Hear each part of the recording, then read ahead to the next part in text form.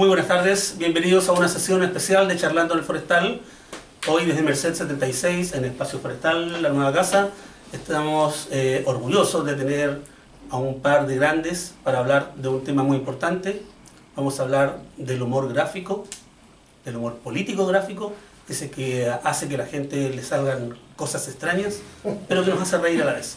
Para ello, aprovechando los 10 años de la reedición de Guillo y su Pinochet ilustrado, adivinen quién va a entrevistarlo.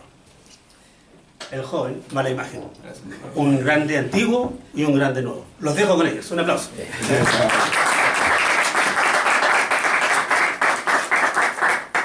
¿Cuál es el antiguo? Buena pregunta, buena pregunta. Bueno, gracias a todos y todas por venir. Gracias a Espacio Forestal y a Quileo Forestal por prestar este hermoso y maravilloso espacio. Y me toca entrevistar a Guillo. No sé si ustedes vieron la entrevista que ya le hice, que salió hace poco en internet. No, qué bueno, porque va a hacer las mismas preguntas. No, bueno, ya, algunos ya la vieron, pero bueno. Guillo, yo te conocí a partir de una edición de este libro que, si no me equivoco, fue la tercera edición, que fue allá en el Café Literario de Providencia, donde dije esa frase que puso de cuña al Clinic, que es que nos metíamos con los mismos conchas de su madre. Una frase categórica y rotunda. Frase categórica y rotunda. El Clinic siempre elige la frase que más llama la atención, y obviamente esa, como tenía garabato, dijeron, bueno, esta está buena. Bueno, te conocí a raíz de ese, o sea, la primera actividad en conjunto que tuvimos, digo, fue ese lanzamiento. Y ahora el lanzamiento de la cuarta edición, y que está en el contexto de los 45 años del golpe. Te quería preguntar para que nos contaras un poco, si a ti, ¿cómo te lleva la nostalgia de este libro? ¿Cómo te lleva a revisarlo de nuevo? Ver cómo es volver a esa época, porque el libro es muy... quienes hacen humor gráfico editorial o humor político están amarrados mucho al contexto, y ese contexto no el que decía el ministro Rojas, sino que el contexto histórico de la época. ¿Qué te pasa al volver a esa época y al volver a ese contexto político en el cual tú dibujabas y que eras otro, o, no sé, era el mismo Guillo, pero con menos edad, igual de joven por supuesto, pero con menos edad? Se podría decir que era un dibujante distinto al que está ahora dibujando, creo yo. Entonces quiero que nos cuentes un poco cómo es para ti volver a esa época, después de 10 años que se edita el libro, pero después de todo ese tiempo que salieron estos dibujos, que es mucho más de 10 años. Para mí es volver a revivir lo que viví en esa etapa mía de la juventud. Pasar por todo lo que nos tocó a una generación, que cubrió gran parte de nuestra juventud. Y ver todas las cosas que se hacían por todos lados, para poder desarrollar el proyecto de vida propio a pesar de las condiciones que eran muy adversas. La gente joven no vivió dictadura. ¿Tú no viviste? Era muy chico, viví 8 años de dictadura. Y es una sensación que hay que vivirla nomás para saber, porque... ¿Como el eje? No, nada. ¿Cómo el qué? No, el eje no importa. Muy poco. Bueno, y... Escucha, no hay libertad de expresión, no hay libertad de reunión, no hay libertad de información. Y para nosotros, los dibujantes, editoriales, que no haya libertad de información y de expresión ya es lo máximo. Eso es lo que me pasa cuando revivo todo eso que nos tocó vivir, a todo ese patota de lapso y a toda una generación de todos lados. Y cuando la revives, ¿es para ti una nostalgia agradable o una tristeza por lo que se estaba viviendo, o una mezcla de las dos cosas? No, nostalgia de dictadura nada, pero nostalgia de los amigos que hicimos ahí, porque eran asociaciones muy valerosas y honestas. Había mucha, ¿cómo se puede decir? Cuando eres leal a otra persona. Había mucha lealtad entre los que integramos esa revista. Todos veinteañeros, treintañeros algunos, y unos pocos más viejos, que no era yo, ¿no? Yo no dije eso. Bueno, esa es la nostalgia de todo lo que es el comportamiento que tenía la gente, de solidaridad, de lealtad, de ayudarse. Yo te conté una vez, no sé si hay que, cuando la segunda vez que clausuraron el APSE, y se llevaron preso al director y al editor, tuvieron un par de semanas, yo pensaba que a mí también iba a haber preso porque la portada de esa revista requisada era mía, el Luis XIV, Pinochet con Rulo. Y no pasó nada, pues yo me quedé esperando, pero no pasó nada. Y hace como 3 años, en Barcelona, que me invitaron a dar una charla, y también al editor de entonces de la... Él me contó que no me había pasado nada porque él había dicho que me había mandado a hacer el dibujo, más o menos. Dibújale los rulos, dibújale esto. Entonces era el autor. La Natalia Valdebenito dijo que le dijo eso a la Dina para llevarse el crédito. Claro, eso. Bueno, eso habla muy bien de él, digamos. Habla muy bien, nobleza, eso era la palabra, nobleza. Oye, y te produce, bueno, yo sé que tú además de este libro y además de este trabajo de Pinochet, digamos, has hecho muchas otras cosas, has hecho videos de ciencia, has hecho libros de fútbol, has hecho chistes de, no sé, de millones de cosas, pero quizás este es tu trabajo más reconocido, quizás, puedo estar equivocado, pero así por lo menos lo veo yo. Es que uno hace lo que le toca vivir, pues entonces, si cubrió 17 años de mi vida,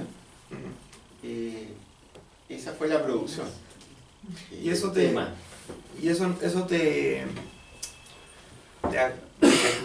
¿no te gustaría, por ejemplo, que se conocieran más tus otros tipos de trabajo que has hecho? Sí, de hecho estoy preparando un libro con dibujos universales, se llaman eso, que no son tan locales.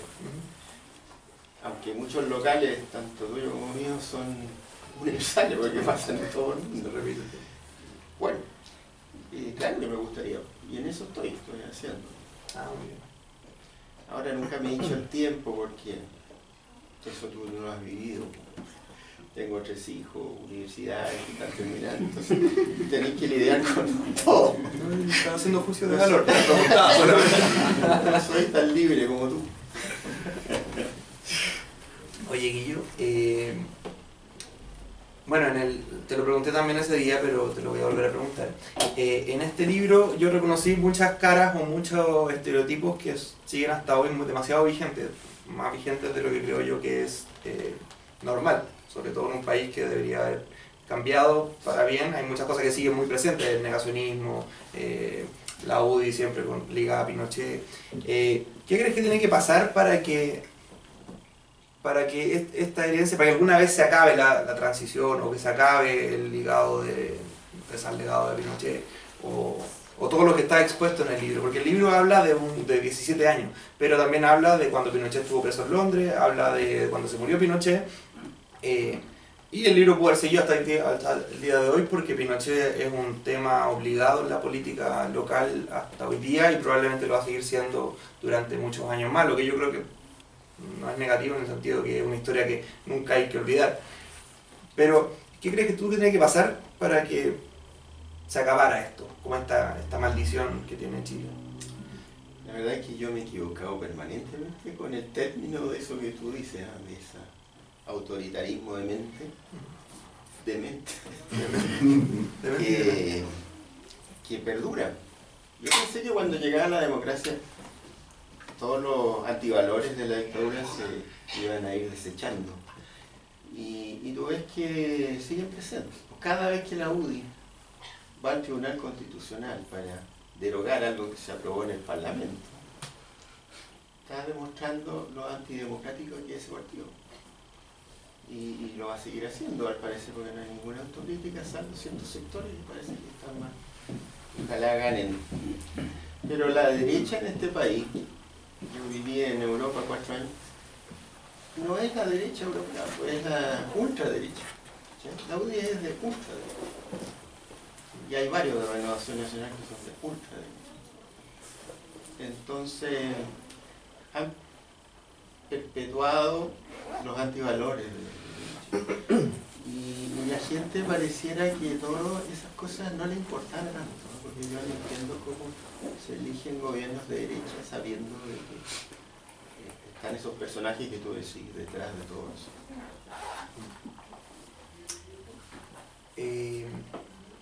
A ti te ha tocado viajar y te ha tocado mostrar el humor gráfico en México, en España, en hartos lados, digamos. Y se te identifica mucho por este trabajo. ¿Qué sientes tú que pasó con los otros dibujantes que había en esa generación en dictadura? Porque también estaba Herbie, estaba Rufino, y había muchos otros que hacían humor de otro tipo que era más inofensivo o más neutral o que pasaba un poco más piola, no sé. ¿Cómo ves tú que el trabajo que ellos hicieron o que hizo tu entorno de dibujantes, cómo llegó hasta ahora? Si llegó con buena o mala salud, por decirlo de alguna manera. Lo que pasa es que si tú quieres tener un trabajo estable en lo nuestro y estar en los medios que te hacen contrato y trabajo, tenés que autocensurarte. Y yo creo que eso pasa con los que están en los medios. Dejaron de tocar temas que tocaban habitualmente antes. No hago juicio de valor en eso porque la gente tiene sus necesidades, pero eso ha pasado. Y los otros dibujantes no han seguido produciendo. Rufino, que fue el precursor, yo creo que fue el primero que empezó a dibujar, está como desaparecido artísticamente, no sé dónde está, la verdad. Entonces no ha habido una prolongación y eso tiene mucho que ver con la matanza en la transición de los medios de comunicación, de revistas y diarios.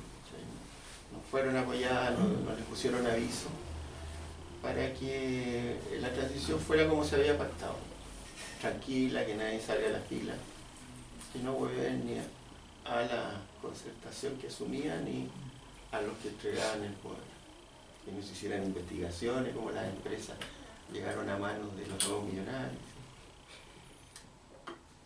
Y eso.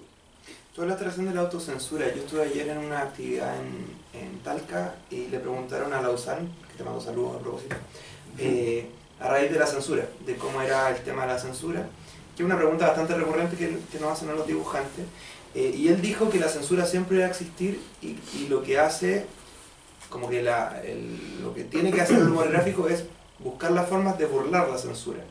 Y destacó esta frase y la dijo varias veces, que para él lo importante era burlar la censura porque la censura siempre iba a estar, ya sea de los editores, de los auspiciadores, del público o de uno mismo. Entonces, y dijo la frase y dijo que la censura no iba a desaparecer. ¿Tú crees que la censura siempre va a estar relacionada con los medios y con el trabajo de uno o la censura se puede acabar de alguna manera y vamos a tener más libertad creativa? Cuando no tienes la censura del editor o el director que te dice este dibujo es inconveniente, tienes la censura del establishment, del gobierno, que escriben a la revista. Y yo creo que sí, estoy de acuerdo con Lausanne. Yo creo que la censura siempre está y hay que saber sortearla. Yo la única experiencia que tuve de nada de censura de medios fue con el APSI, todos los años que trabajamos, desde el 80 hasta que terminó en 1995. Y ahí yo llegaba con el dibujo el día jueves, lo entregaba, ni siquiera hablaba con el editor y salía. Así que fue mi única experiencia. Después yo fui censurado en democracia, fui 2 veces censurado en dictadura y 2 veces censurado en democracia. Están empatadas. Están empataditas. Cuando uno tiene libertad total, o cuando uno pasa a ser su propio censor o su propio editor, como cuando uno empieza a trabajar en lo que hiciste con Guillo.cl, la web. Y lo que vino después con las redes sociales y Facebook, Twitter, Instagram y todo lo que se le asemeja, uno tiene, creo yo, la posibilidad de publicar lo que se le antoje. Pero ese lo que se le antoje también tiene que ver con mayor responsabilidad en el sentido que uno no le puede echar la culpa a nadie cuando hay un error. ¿Te ha pasado que te has arrepentido de algo que acabas de tirar y decir, no lo debía haber publicado, debía haber, no digo censurado, sino cambiado esto, no se entiende, no me gusta, se entiende para otro lado? Sí, varias veces. A veces ha salido publicado y otras veces lo he podido parar antes de que saliera. Yo tengo mi focus group personal, que es mi mujer, mi pareja. Y ella me dice, no se entiende mucho, dale otra vuelta. Y eso me sirve. Pero me ha pasado, a todos nos pasa. Además hay una cosa de la urgencia de entregar el trabajo, de ponerlo a tiempo, que hace que no madure la obra. Tú me mencionaste cuando te preguntaba a los otros dibujantes que te gustaban, me mencionaste al Roto de España, y otros buenísimos como Marimagen y otros más. Pero te quería preguntar cuáles son los dibujantes que a ti te gusta leer, aparte de los que creo yo todos conocemos, Quino, me imagino que... A mí me gusta mucho la estética de los franceses, desde el punto de vista del trazo, y cómo tocan los temas de forma muy sencilla, en pocas palabras, no es necesario. Yo los descubrí cuando viví en Alemania. En Alemania no había buenos humoristas, no sé por qué. Pero en Francia y en España eran extraordinarios. Sobre todo España estaba viviendo una cosa parecida, saliendo de la dictadura de Franco. O sea, había muchos personajes que habían dado la pelea desde el humor editorial. Pero esos autores, ¿no? Esa estética y ese concepto de idea es la que me gusta.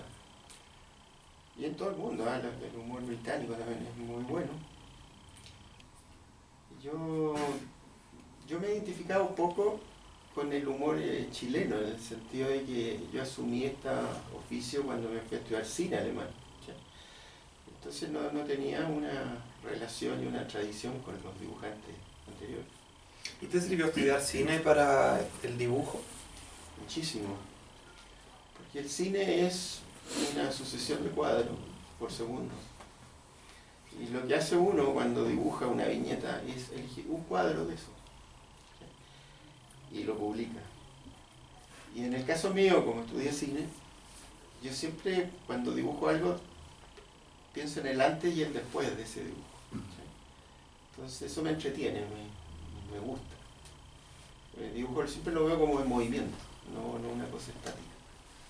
¿Y arquitectura? ¿Te sirvió algo la arquitectura del dibujo? Sí, para pegarme esa paja se dice, es la palabra técnica, no hace un dibujo muy latero. Lo quería decir, pero bueno. Yo soy millennial, puedo decir. Esas pajas gráficas donde está Wally, que dibujáis N cosas, a veces justificadas y otras veces no justificadas.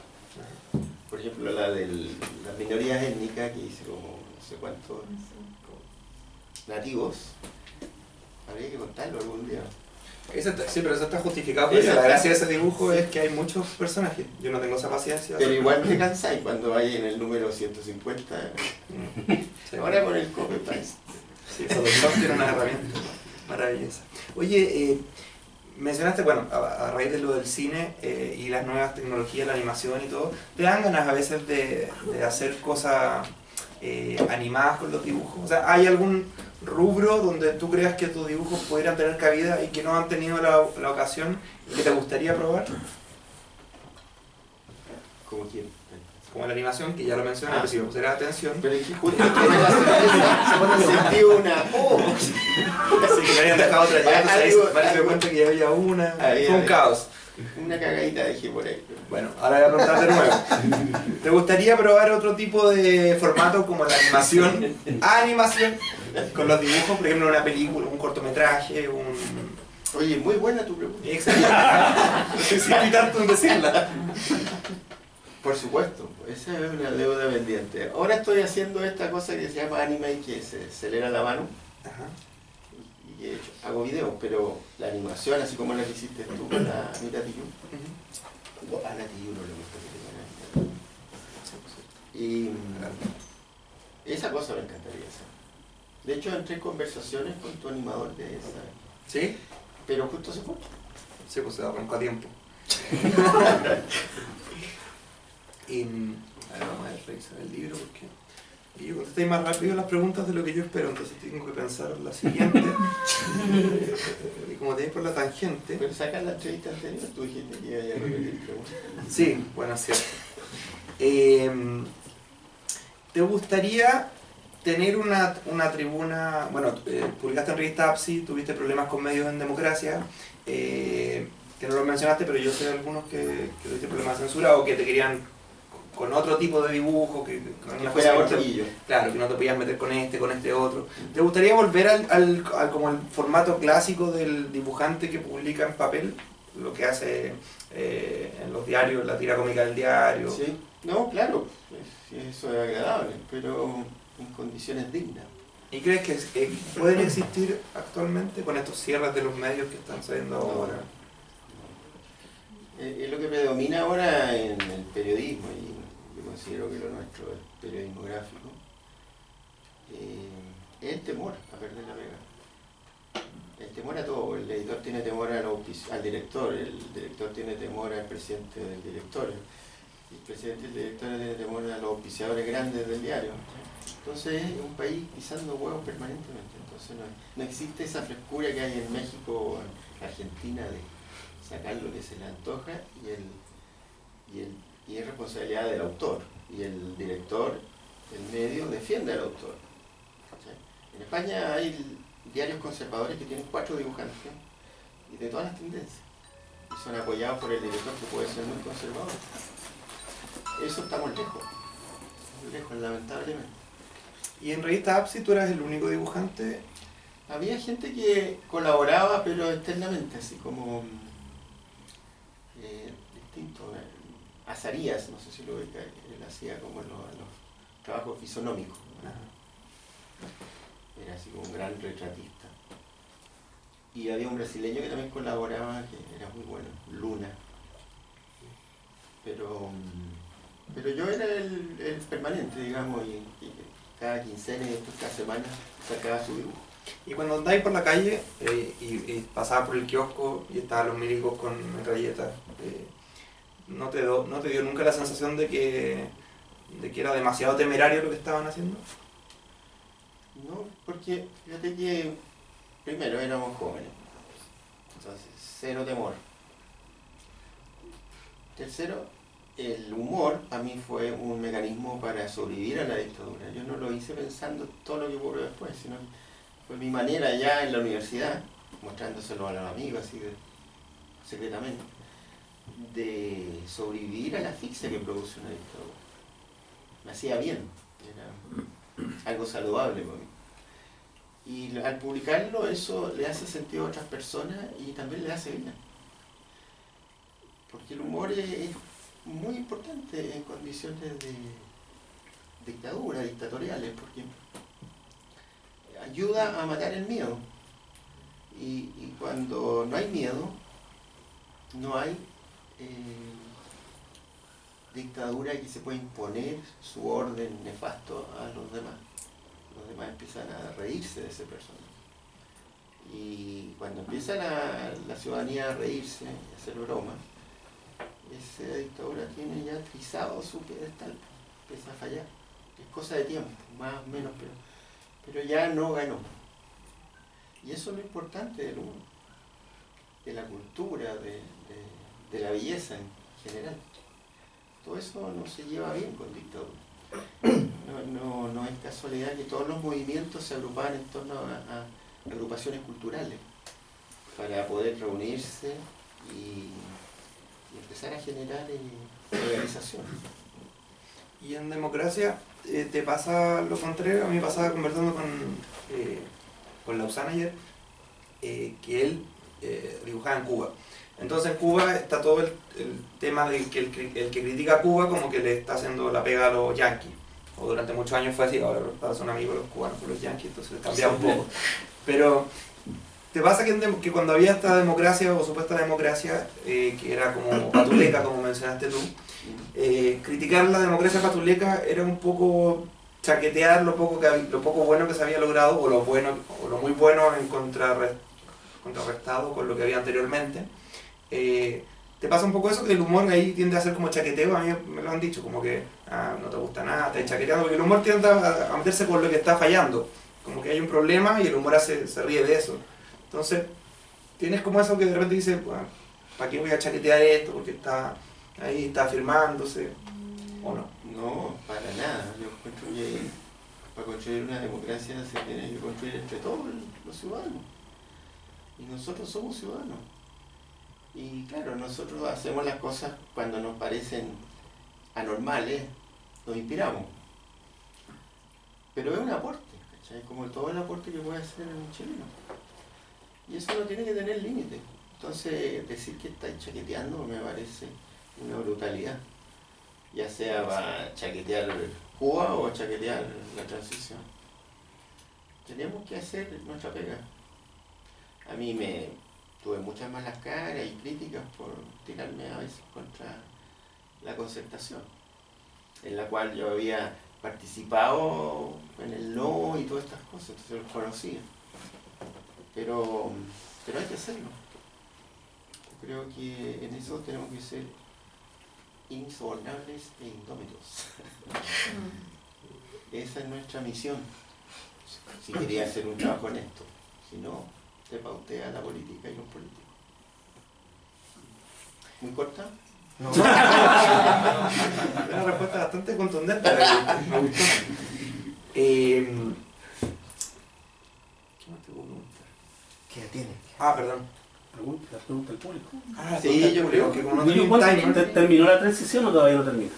No termina. ¿Cuándo termina? Cuando se vayan todos los enclaves de la dictadura.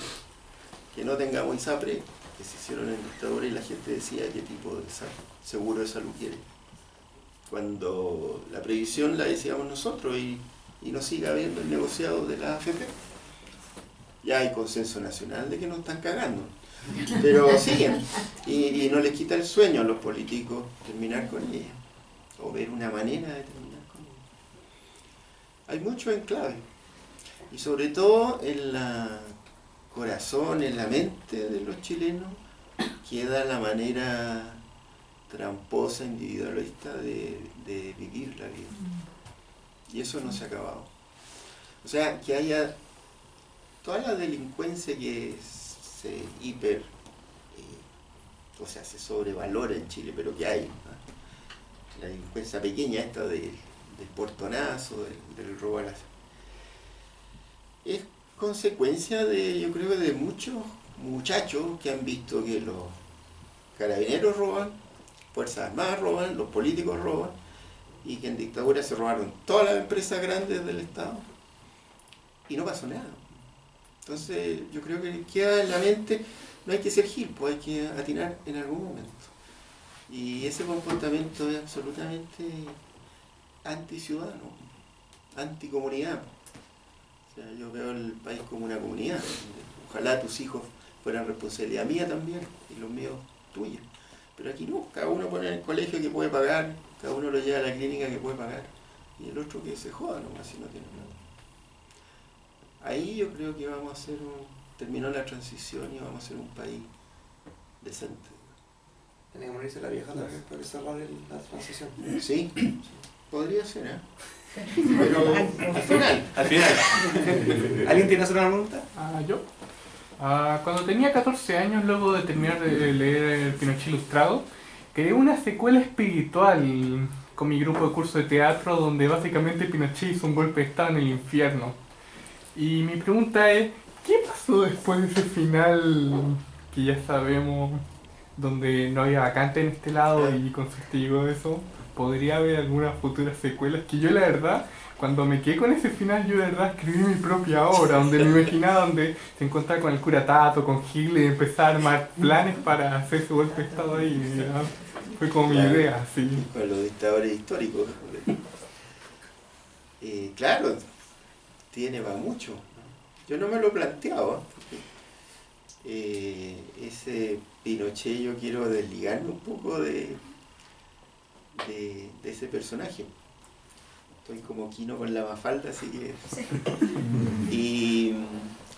Pero claro, abre un abanico de posibilidades. Podría ser un fantasma que siempre está viviendo con nosotros y diciéndonos cómo hay que hacer la vida tramposa o violenta. Sí. Yo, ¿hay algún motivo para poder celebrar o conmemorar los próximos 30 años de la elección del no? Sí, yo creo que sí, porque esa elección, yo participé creando humor para la franja, gags que actuaban los actrices y actores, esa fue mi pega, y me animaron algunos dibujos. Pero en esa instancia yo viví, después de toda la dictadura, una cosa muy hermosa que era la participación de todo el mundo en generar ideas, en generar ayuda de, no sé, logística a esa franja, desinteresadamente. Gente grababa con lo que tenía y lo llevaba para que se incorporara a la franja, y ahí el director seleccionaba cosas que eran absolutamente amateur. Yo creo que eso hay que celebrarlo. Fue una bonita gesta, y muy creativa desde el punto de vista que nos interesa a nosotros. Claro, lo que pasó después, que se negoció no en los términos que uno pensaba, fue otro cuento. Pero uno celebra que se haya juntado a la gente todas las ideas para conseguir algo que no deja de ser valioso. Para los que vivimos la dictadura no es un detalle que se acabara, y que esta democracia patuleca es infinitamente mejor que una dictadura. La podemos criticar, nos podemos decepcionar, pero la dictadura es terrible. Tú ves tantas cosas. Y además éramos jóvenes, entonces tú te comunicas por primera vez con la muerte, porque antes no tenías tú la sensación de que te podían disparar. Entonces te enteras así violentamente que degollaron a gente que tú conocías, de la vicaría. Y es un debut en el horror. ¿Me entiendes? No es chiste una dictadura. Murió mucha gente, se torturó, le cagaron la vida a mucha gente, se exilió gente, muchos exiliados, varios se suicidaron fuera de Chile. Claro, eso no salía en ningún medio. Yo lo vine a conocer cuando viví en Alemania. Entonces hay que celebrar que se haya acabado la dictadura.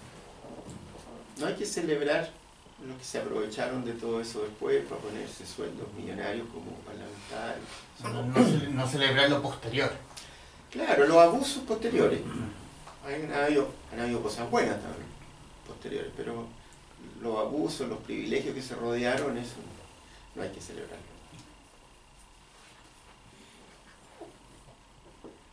¿Alguien tiene alguna otra pregunta que quiera hacerle aquí?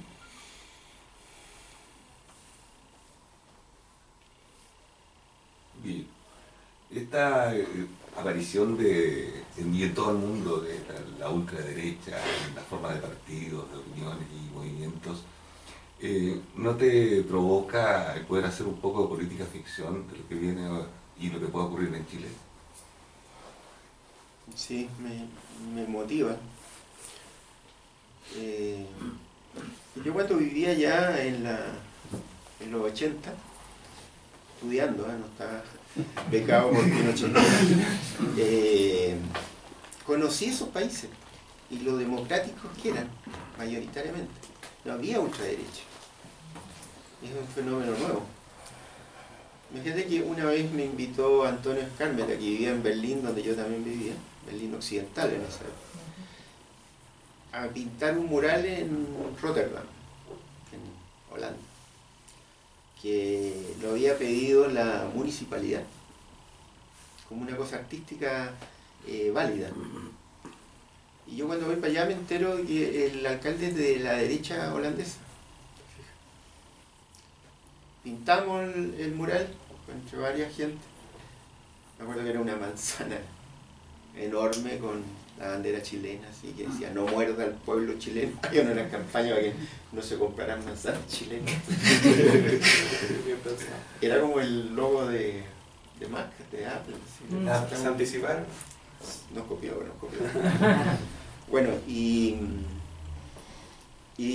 unos fachos de Holanda le tiraron pintura encima.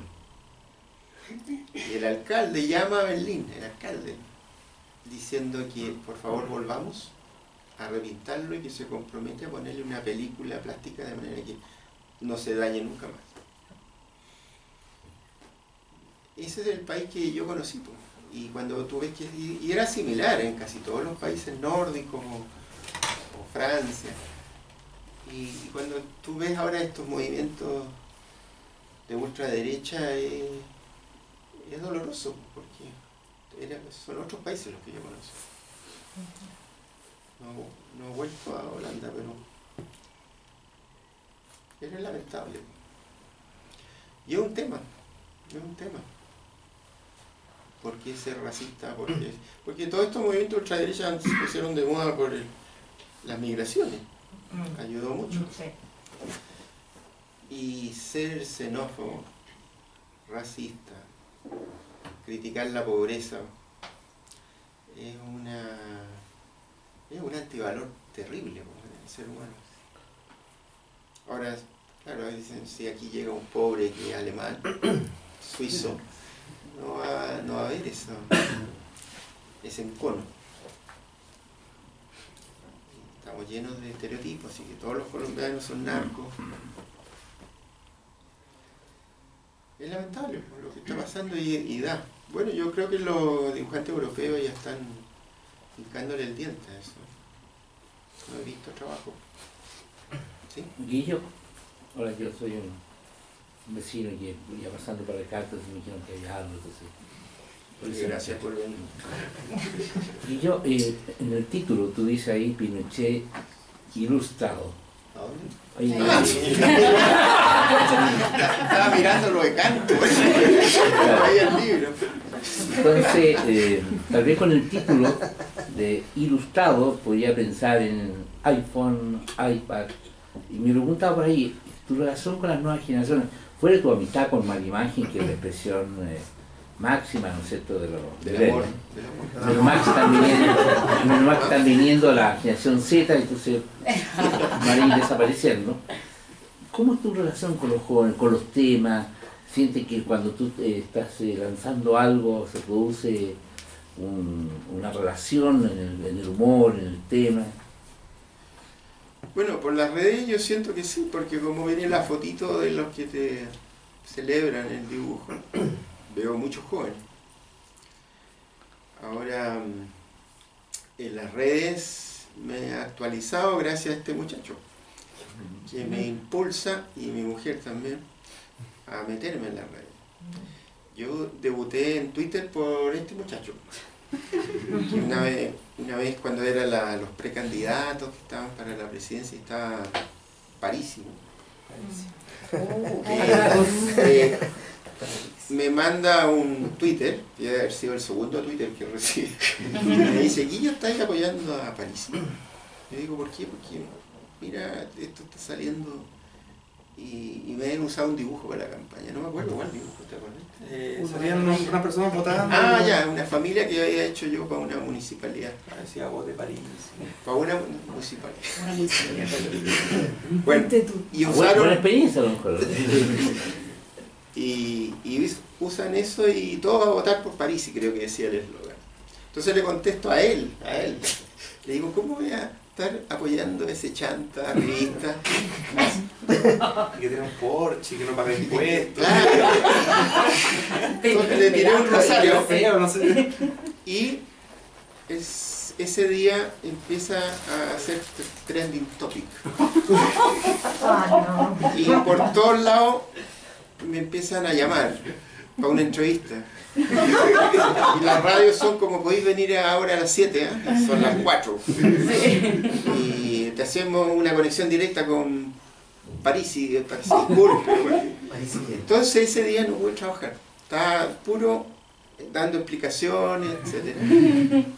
Y ahí supe lo que era Twitter, porque se vio hasta en Japón. Y yo le estaba contestando a él. Entonces, esa parte no me la contó. Pensaste que La clase llegó a comuniquémonos por Twitter. De 100.000 seguidores, esa parte tú no la sabías. Así que fue mi debut. Bueno, y después ya Facebook, tengo una fanpage. Y Instagram me estoy metiendo, pero esa la lleva mi hijo. Y hoy día él todavía no egresa y consiguió trabajo estadístico. Yo creo que ahora me va a abandonar, porque antes estaba medio vagaboneta con 2 ramos. Yo te la muevo, yo te la hago, mire. Así que vaya a tener que alimentarla tú.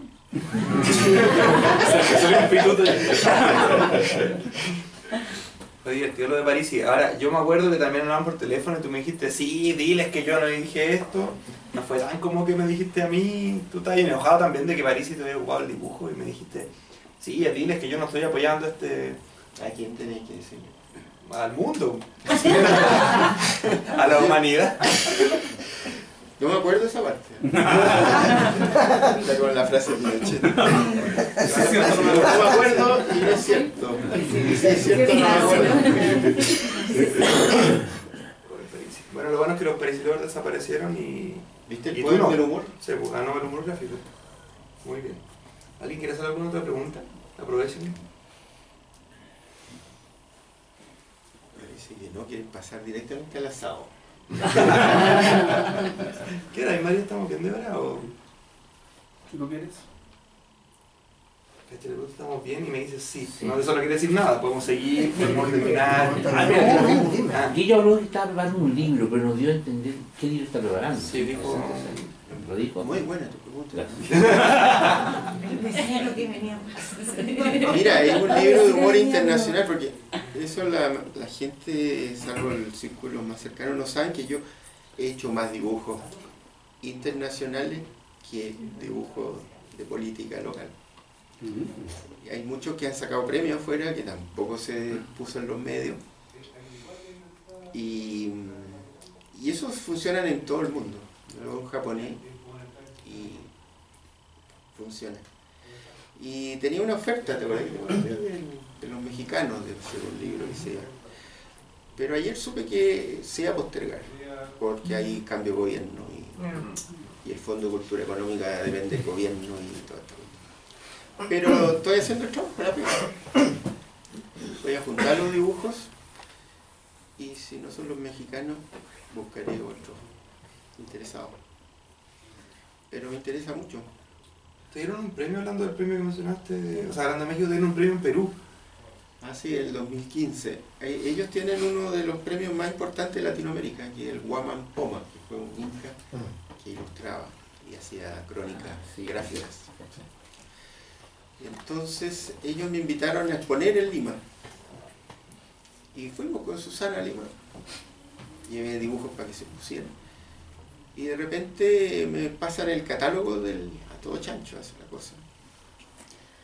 Y sale el ganador este año del premio dibujante latinoamericano, es Guillo. Y pues nos sorprendimos los dos. Y ahí entrevistas, me llevaron a la televisión peruana, a los diarios. Y es un premio valioso. Pero no lo publicó nadie en este país. Ningún medio. Se le dijo al Mercurio, se le dijo a La Tercera, a la revista del Sábado, que es como un poquito más chascona, nada. Y ahí se ve los valores pinochetistas.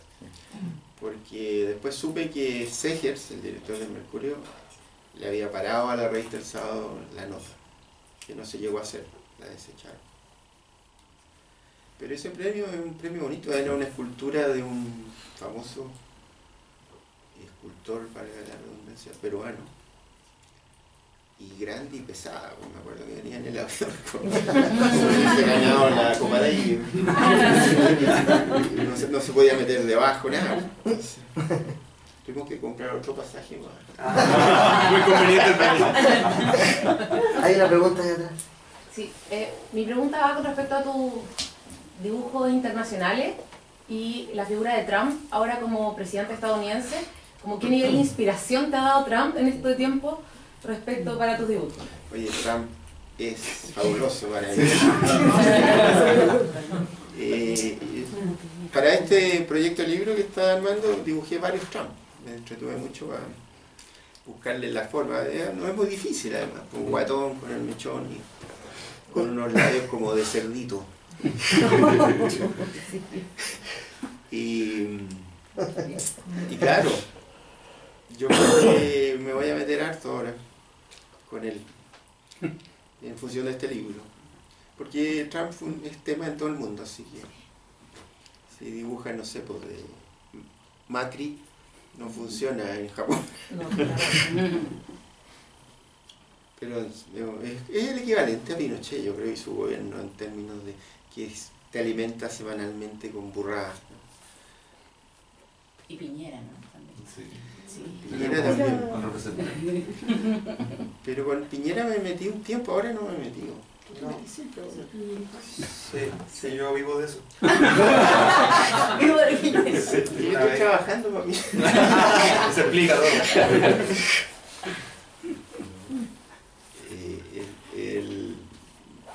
Bueno, indirectamente me ligan lazos familiares súper. ¿Con Piñera? Sí, no lo pongas en cara. Corte por la grabación. Corte por la grabación.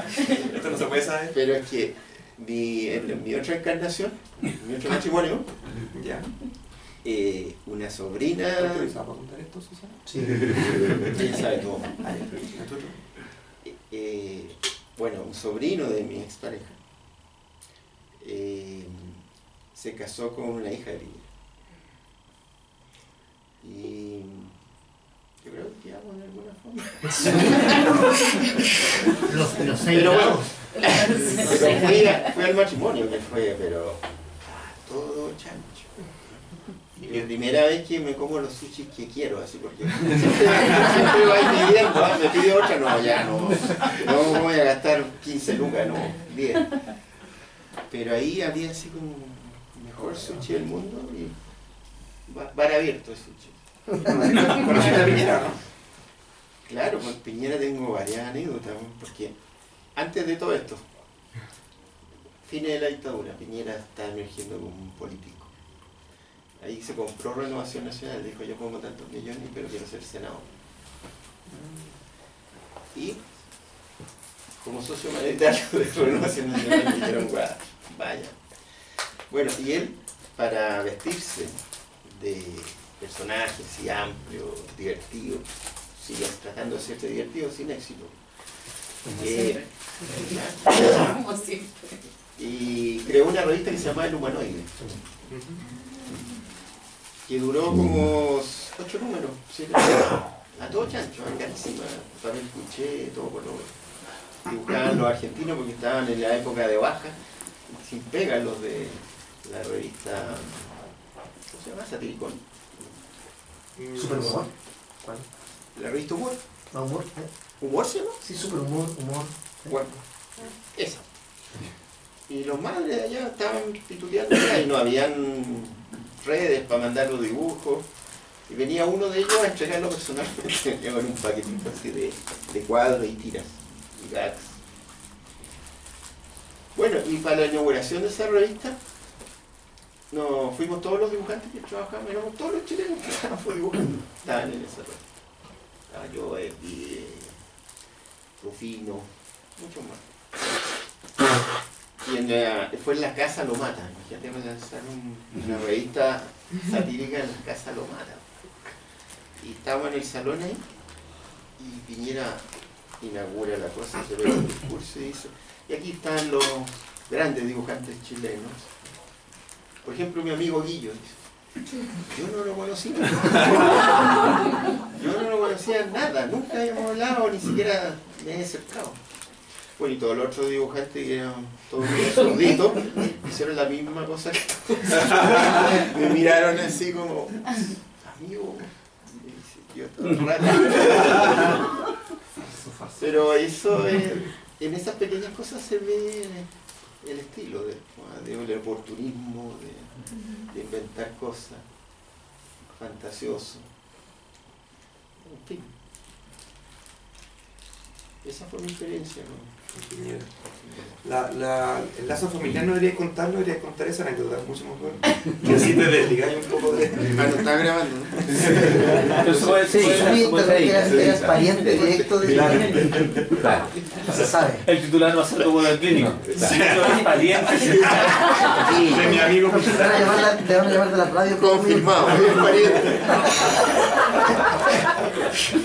Parmiente. No. Y no. Y después me separé, así que no. Yo sé que ahora conviven para los cumpleaños, bautizos. Pero yo me salvé. Sí, sí. Gracias a ellos. Mucho tiempo. Justo a tiempo. Muy bien. ¿Alguien tiene una pregunta que quiera hacer? ¿Comentario? Ahí. Mi segunda pregunta es, me pasa algo extraño con Trump y Piñera, que ocurría que en South Park estuvieron una temporada y media burlándose de Trump y básicamente su partido se llamaba La Mierda, no me acuerdo tanto, y se burlaron y de pronto ya habían terminado la segunda parte de la temporada donde ganaba Hillary, ya la tenían toda lista la temporada y de pronto gana Trump y los creadores no sabían qué hacer, al final tuvieron que echar toda la temporada y rehacerla otra vez. Y el primer capítulo comienza con Trump, bueno, este personaje que se burlaba de Trump y decía, ¿qué? ¿Gané? ¿Imbécil? Y exactamente me pasa lo mismo con Piñera, como que al final, como dijeron los creadores de South Park, ¿por qué no se burla más de Trump? Es que el problema es que la broma se volvió realidad. ¿Cuál es el chiste cuando la broma misma dice, no va a ganar, se vuelve realidad? Mi pregunta es cuándo de pronto ya el humor, uno se confía tanto que llega ese momento donde lo imposible ocurrió así. A mí bueno, pero el humor ahí es parodiar todos los gags que produce Trump semana a semana. Eso es un motivo de humor increíble. O sea, no hay que trabajar mucho. Tenía el texto, mira que decir ahora en Naciones Unidas. En un mes este gobierno ha hecho más que todos los gobiernos anteriores norteamericanos. Le volvió a hablar. Sí, Piñera había dicho igual a eso. Sí, pero en castellano. Te lo dijo en inglés. Y en las Naciones Unidas, pues, donde van los estadistas, los embajadores, los cancilleres, y se rió. Y se rieron. Sí, una cosa interesante a partir de lo que dice él es que en ese caso el humor no es que nos riamos con él, sino que es el humor brota de la estupidez ahí en ese caso, ¿no? Que es diferente y que es pasto de cultivo maravilloso para ustedes que dibujan, me imagino. Claro. Sí. O sea, tenía el texto y tenés que ponerle la situación. Pero el texto te lo da. O lo voy a arreglar un poquito, qué sé yo. Es como lo del Papa, ¿te acuerdas cuando vino a Chile Juan Pablo II y a todos los jóvenes católicos de parroquia en el Estadio Nacional les pregunta que les abandonar el mundo de los negocios, no sé, de la codicia? Sí, y después dice, ¿quiere abandonar el ídolo del placer y el sexo? Y le gritan, no. Eso es la acción de arte humorística más grande que yo he visto. Dio la vuelta al mundo, por supuesto, se censuró acá y me pasó mucho, cuesta encontrar grabaciones que no estén editadas, pero fue increíble. Y imagínate, eran todos jóvenes de parroquia, de la juventud católica, con su párroco y imagínate que hubiese sido con laico. ¿Qué habría pasado? Una tapa. Fue maravilloso eso. Muy bonito. Me acuerdo que los dibujantes argentinos decían, se pasaron. Se pasaron.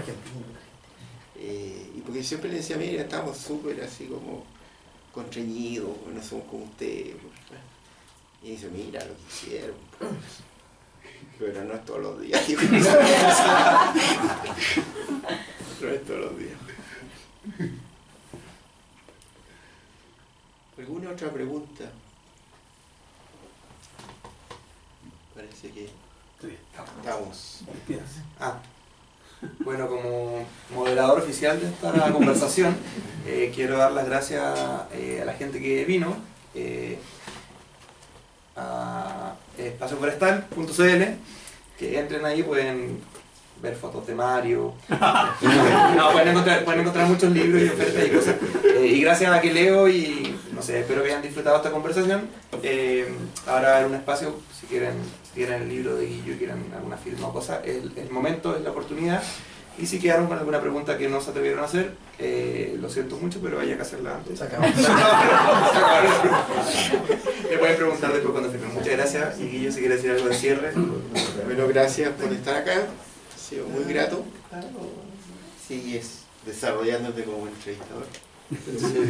Multifacético. Y nervioso.